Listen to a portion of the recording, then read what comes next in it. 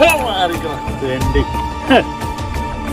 കൊല്ലം ജയിലിൽ കിടന്നിട്ട് പോന്നവനാണ്. 5 കൊല്ലം ഒരാളെ കൊന്നിട്ടേ. എന്തോടെ കളി? ഞാൻ പോയപ്പോ എങ്ങനെയായിരുന്നു? ഇങ്ങനെയായിരുന്നു.